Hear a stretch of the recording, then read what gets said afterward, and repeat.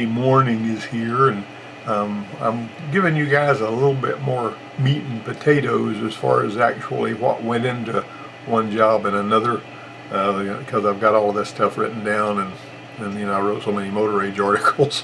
I typically trained myself to remember what happened in more detail, and I've got a lot of notes on it, and that's basically where these are coming from. So there's meat here for you if you're ready to receive it. I just wanted to give you that. We had troubleshot an old Pontiac years ago. This girl had said her cousin or brother-in-law or somebody had put an intake gasket on it. You know, these intake gaskets love to blow and get water in the wall and all that. And he had replaced the intake gasket on it. It was running just fine. And it was an older one. It was early 90s, it seems like. It was green, I do remember that. But it had this engine in it. And after he replaced the intake gasket, it was misfiring on one cylinder. And she was driving it a long way to the college and back every day. She was a student. And so I got to troubleshooting that thing. And I noticed that you know, we looked at obvious stuff, spark plug, you know, compression and all that kind of thing. But what we found was that the number 2 injector didn't sound quite right. And so, in other words, when I was listening to it with a stethoscope, it would go click, click, it would go cluck, cluck, cluck, and the rest of them were going click, click, click, you know, and that usually means there's a problem with that particular injector.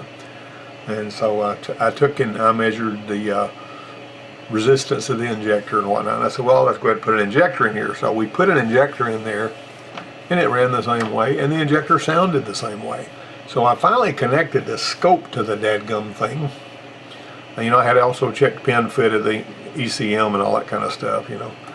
And so what happened was we had a firing pattern. I mean, look at this crazy thing, and I've never been able to tell me anybody about this. See that, how narrow that pattern was? And I have it right here compared to a normal one.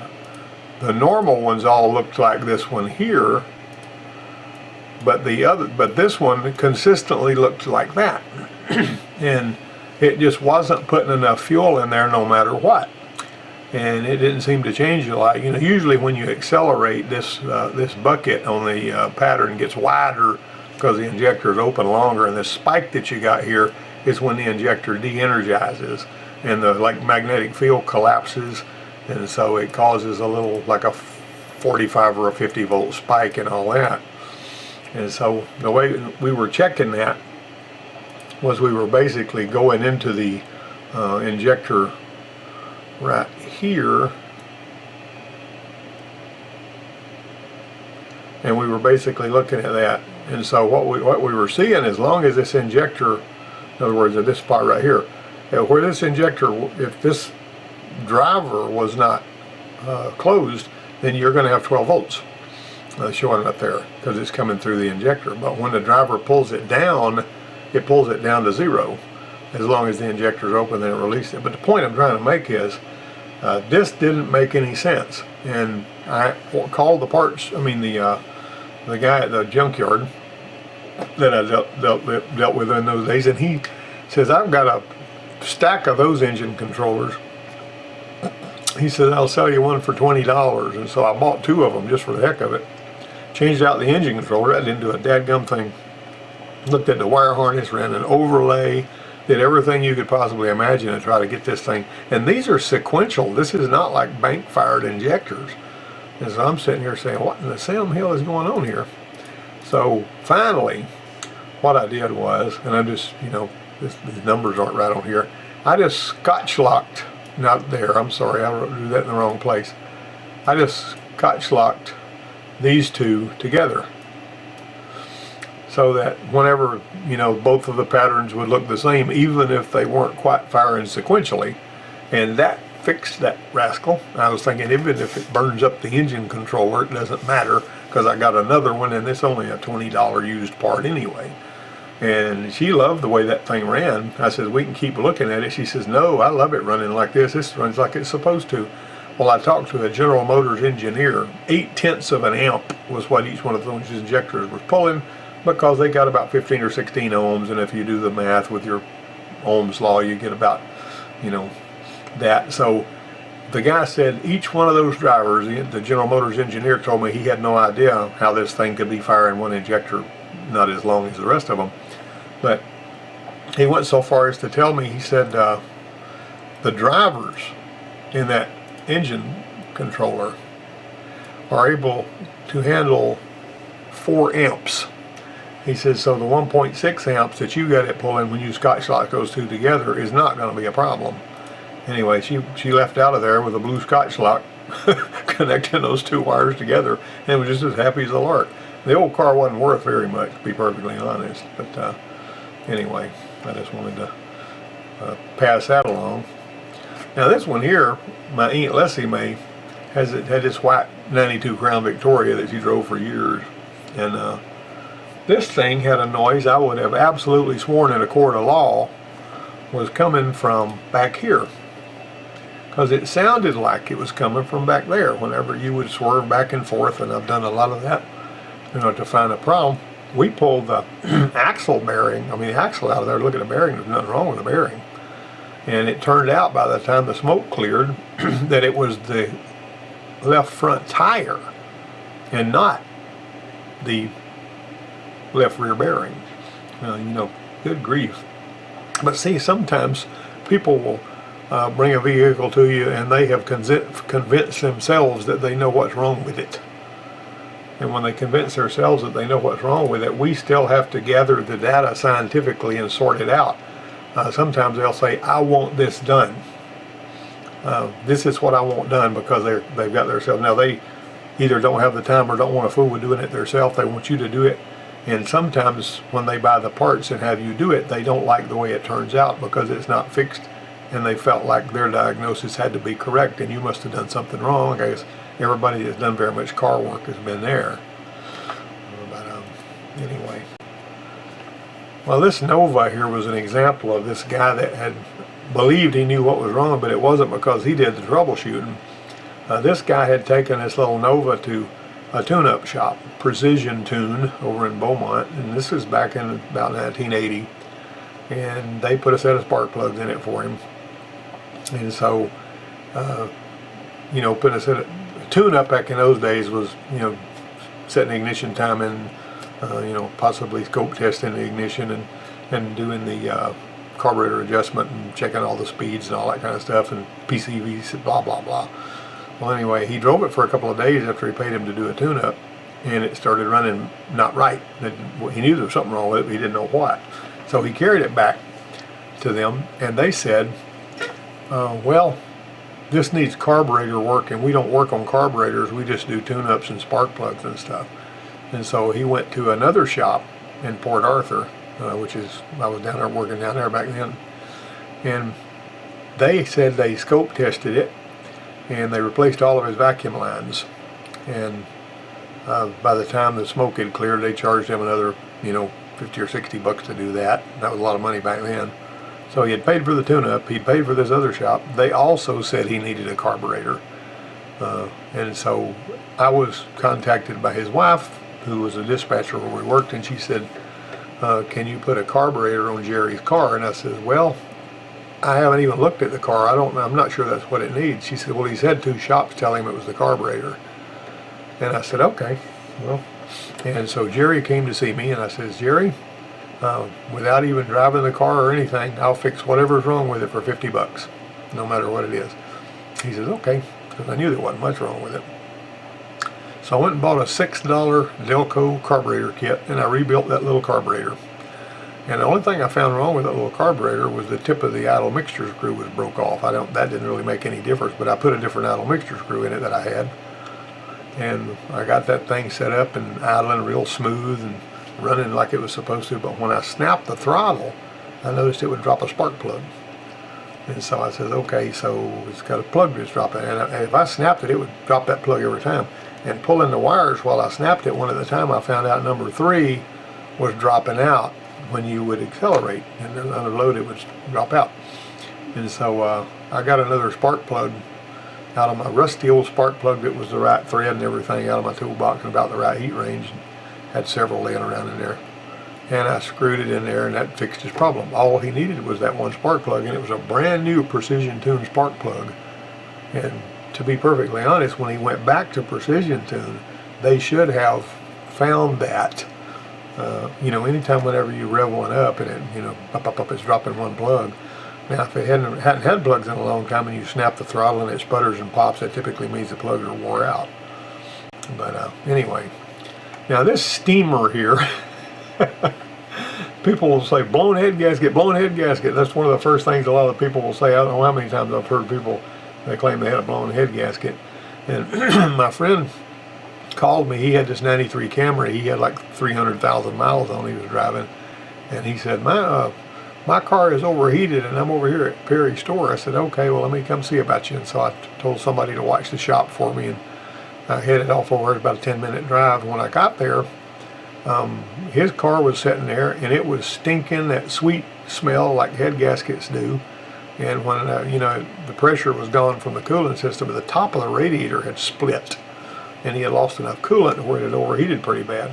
And when I took the top of the radiator off and added some water to it that I took with me, when he cranked it up, it was puking, you know, geysers and stuff out the radiator neck and all. And I said, it looks to me like you've blown a head gasket. You know, I would have sworn to that, just like that bearing I was talking about a few minutes ago. And so we towed the thing back over to the shop, and he went on. We made out the work order, and he went on up there and went to work. And I went into the classroom. That car was sitting in one of my service bays.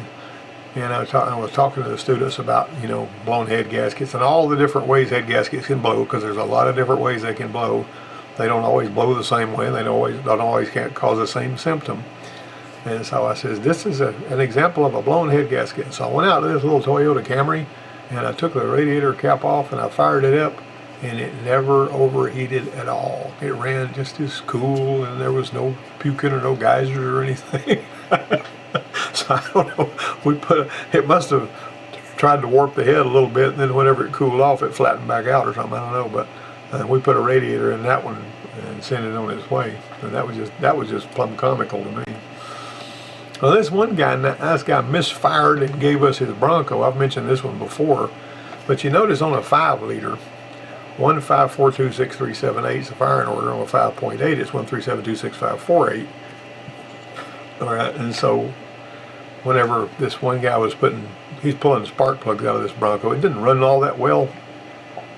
And we had driven it around the yard, and when you took the radiator cap off, it would, you know, puff and puke, and just like that Camry did, it would make geysers of steam coming out and all that. And so the guy had assumed he had a blown head gasket. Also, it had a little bit of a water pump leak, and it wasn't that bad. It would just drip every now and then. And so I went ahead and told him, I said, pull the plugs out of this. We're going to, you know, either clean these plugs or put some new ones in there. And so when he's pulling it out, I said, this is like your truck, isn't it? And he goes, no, this is a 5.8. Mine's a 5-liter.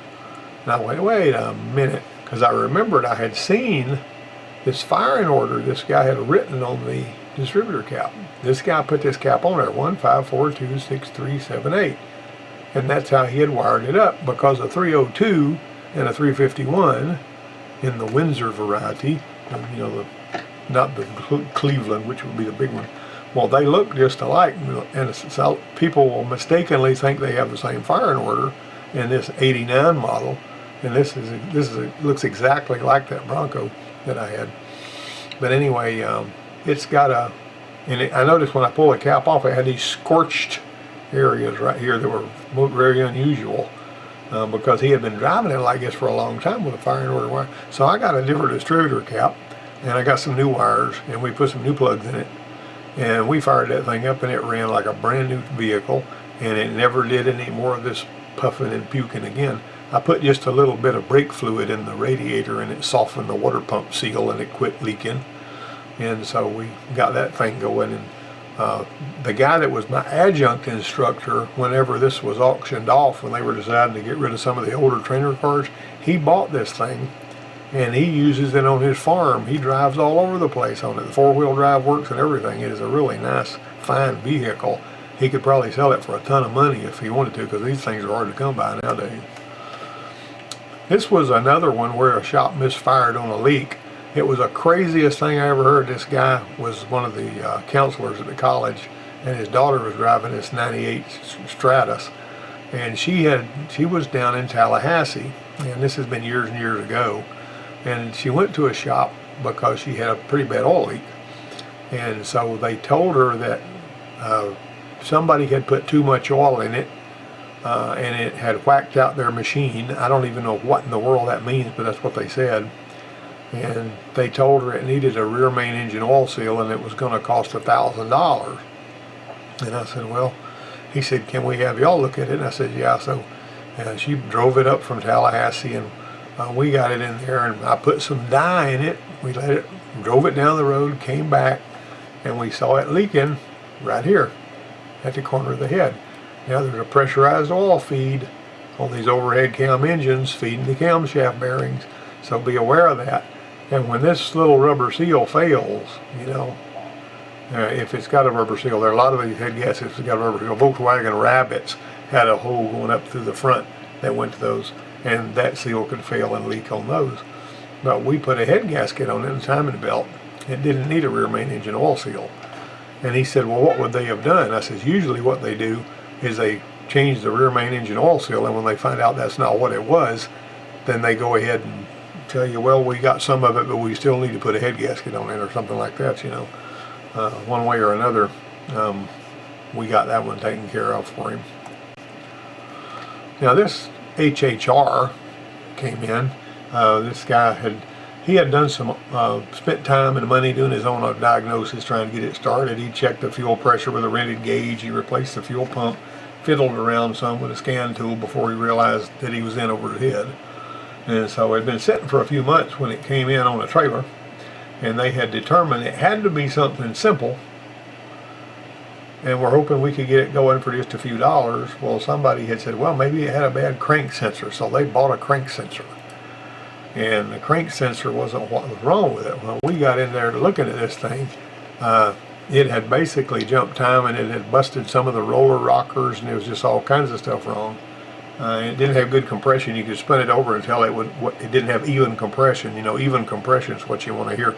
You want to hear one, and if you hear them like, yeah, like, you know, it's out of time or there's some serious valve issue or whatever. And the timing chain was nice and tight.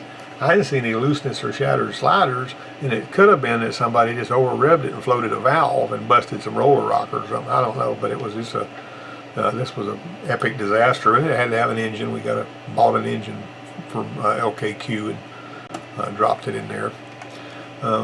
This regular customer, and we've done a lot of work for this lady. She was kind of peculiar. She seemed pretty streetwise and intelligent, and she was in her 40s, and she had a 20-year-old son and all this kind of stuff. But the funny thing about that was, one day she came in on this 92 Buick that she had. I think it was Buick Century, and she was saying that it was smoking and cutting up or whatever, and that all she had done was add some oil. And so I walked out there with her to where she had parked it, and whenever I checked it, it was way over full on oil, and you could pull the oil filler cap off, and it was full all the way up into the valve cover. And I said, what in the world did you do? I mean, I figured this lady should know about a dipstick and that you're supposed to fill it up until it's at the full mark. She had just poured oil in that thing until it was up there where she could see it. And I was thinking, I don't know what's going on there. But anyway, we drained the oil out. She didn't hurt the thing, but my goodness, what a mess. Well, on this expedition, it had a nasty coolant leak. This is a Triton, and they tend to protect themselves from engine damage by turning off every other cylinder and pumping air with that cylinder. And then they swap cylinders. And then this water pipe that travels through the valley under the intake had rusted through and was dumping coolant as fast as you could pour it in there. And she had just kept driving it and kept overheating it over and over and over again. And initially, just horsing around, we didn't have the time to get one of those hook pipes like we should have done to start with, but it wasn't a big deal. We just put a piece of hose on there just to see what was going on. So that way we didn't do a whole lot of work to it, only to find out what we eventually found out, that it was building pressure in the cooling system, which is what blown head gaskets do. They build pressure in the cooling system. That's one of the things they do. It's not the only thing they do. There's 2 or 3 different other ways we could talk about the head gaskets will fail. And this one here probably had warped some heads and other stuff, and it had a lot of miles on it. So I told her, I said, just find us an engine. Well, she found us a Lincoln engine to put in it. and actually brought it up there, or had it delivered or something, I can't remember. She got it to us. And that Lincoln engine was a pretty good match, except the pulleys were a different width on the Lincoln than they were on the Expedition. Well, I got to looking at that saying, well, what can we do? What difference would it make? What do we need to change so that we can use this? Well, the end result was the water pump pulley, which didn't come with a new engine. We used that off the old engine. See, we had to use the narrower belt. You see the alternator had some extra ribs showing. There was extra space here. The power steering pump, believe it or not, they sent that with the motor, but we pulled the pulley off of that power steering pump that came with this one and put it on the other, whatever. But anyway, we managed to make it happen, and so that worked really well. And but if you turn the engine backwards on one of these when you're removing the torque converter bolts, and they do that sometimes at salvage yards, that you'll actually cause one of these to jump time. And I've seen that before. One of my guys put a motor in that we got from a salvage yard, and it had no compression and it was just no good. And it seems to have been because they turned the engine backwards. And I'm always telling my students, if you can avoid it, don't ever turn an engine backwards, particularly if it's got overhead cam and that kind of thing, even whether it's chain or belt, because you can cause that thing to jump time by turning the engine backwards with a breaker bar on a balancer bolt, one way or another. So the wiring, when we started it started up just fine and it was running good, but then I smelled smoke and stuff, and I realized that this student, instead of connecting this, in other words, he actually connected the one from the generator. This was supposed to go to the starter terminal, right? Okay, this is from the battery right here.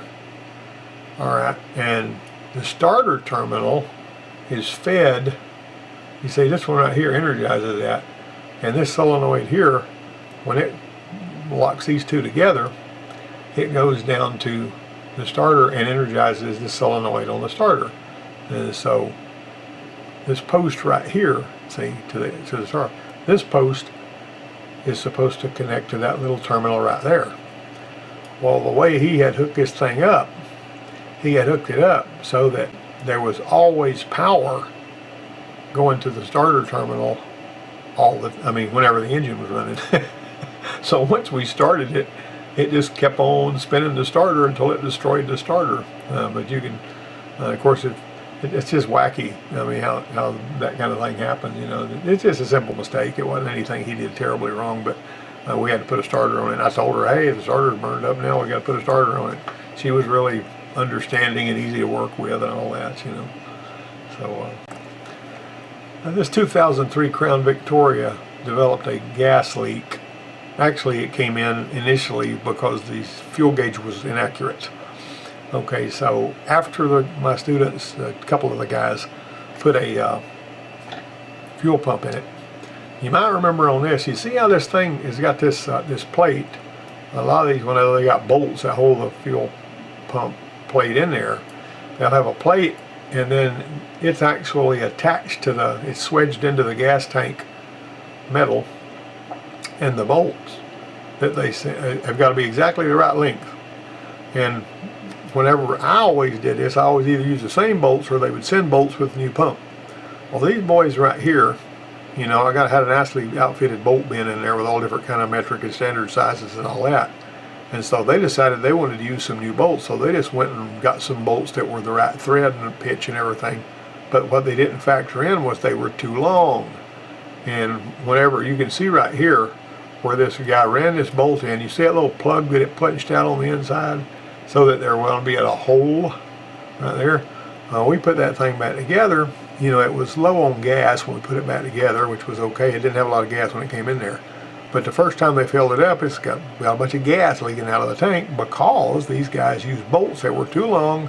They used the wrong bolt from the bin. They punched it through this sheet metal, and you know, not even the gasket would hold that. It was a big disaster mess, and so we got another gas tank. So here's a new gas tank we got down here.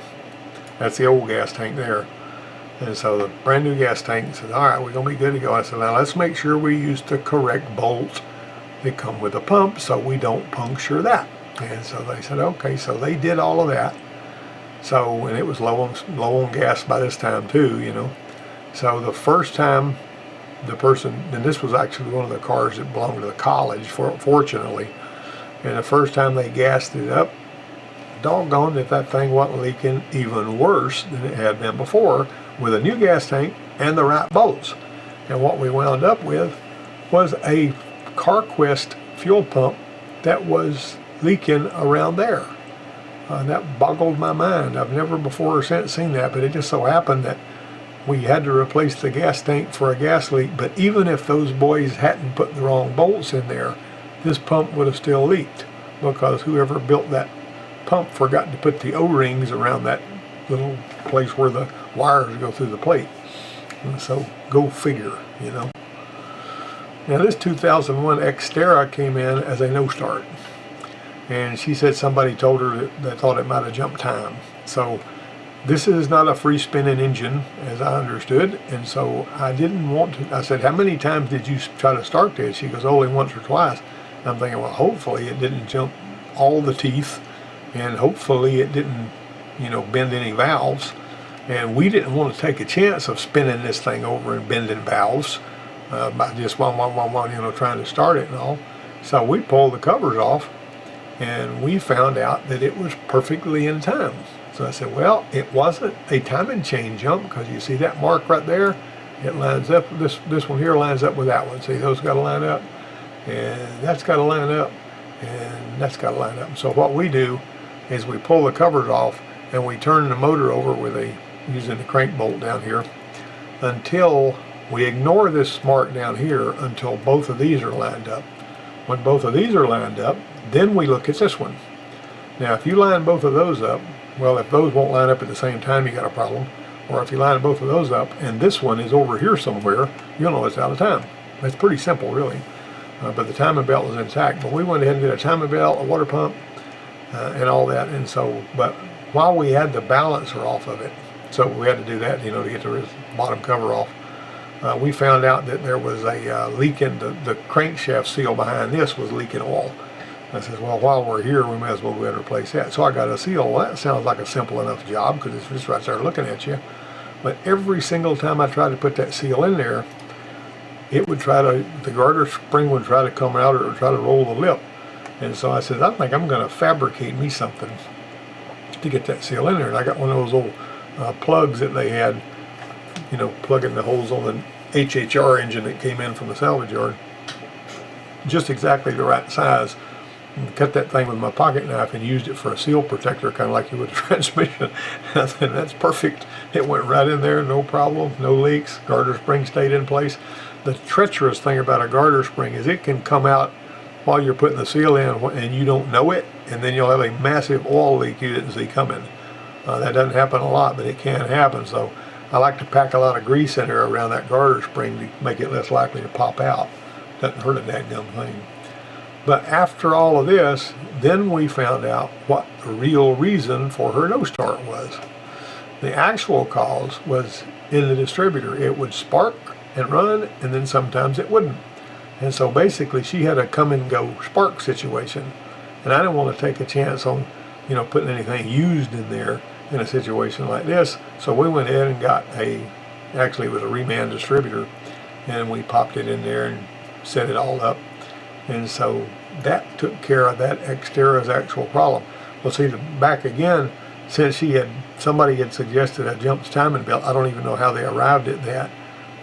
But if you've got one that's not a free spinner, it ain't a good idea to spin it over if you think it might have jumped time. As it turned out, she got a really good repair out of this, and hopefully got insulated from any problems in the future.